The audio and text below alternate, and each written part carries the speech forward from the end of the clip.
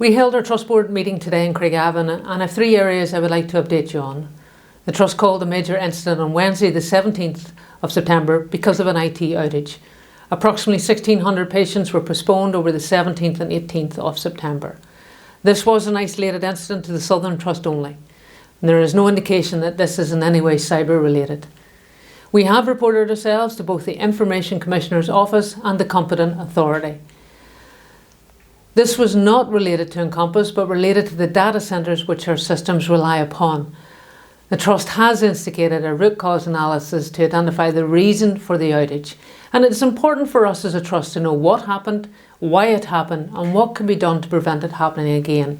It is also important we review our decision making, and as a result of that, the Trust has established an incident review group. The Trust Board is welcome of these important next steps, with the outcomes being reported to the Trust Board in due course. I do want to apologise to all those who have been affected, and I can assure you our teams are working at pace to rebook all appointments and surgeries that were cancelled. This involves clinical input, and it will also involve providing additional clinics. Trust Board extends its thanks to our amazing health and social care staff who work tirelessly to keep patients safe, and we acknowledge that the support provided by all parts of health and social care, and that demonstrating clearly for us the strength in working together as one system. The Chief Executive and I were delighted to host our Permanent Secretary, Mike Farr, for an update and discussion on the Regional Reset Plan, which marks a key moment for health and social care in Northern Ireland. The Reset Plan offers a vision for renewed health and social care system that shifts from a reactive hospital focus to a more proactive, preventative, neighbourhood focused model, bringing more services closer to people.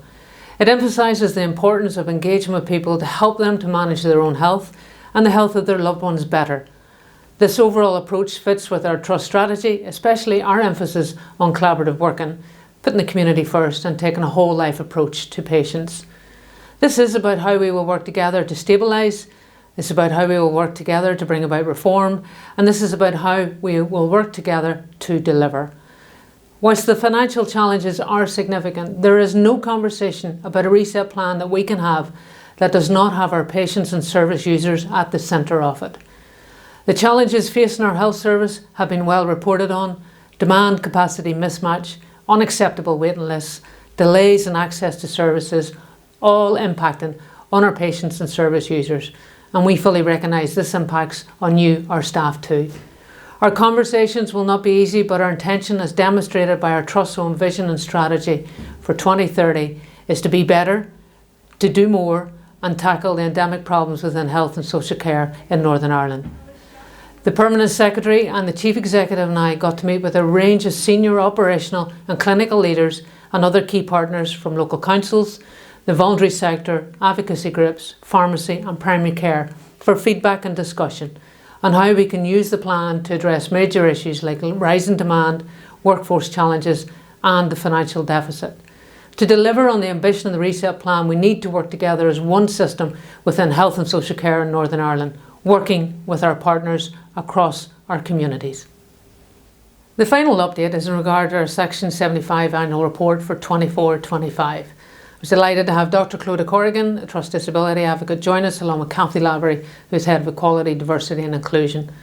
The report presented a high-level summary of what the Trust has achieved in furthering its statutory duties. Through our EDI plans and associated activities in line with our vision and strategy for 2030, along with our people framework, we aim to address discrimination and promote a fairer, more representative workplace and patient experience. A few of the successes that they shared was the new Women's Health Hub at Daisy Hill Hospital, the handheld pocket translation devices across the Trust, the Purple Heart Project supporting patients living with dementia, and the Cultural Competency Framework. Some of the key areas for us as a Trust for the year ahead include accessibility for service users and staff, support for our disability advocate, and our international staff.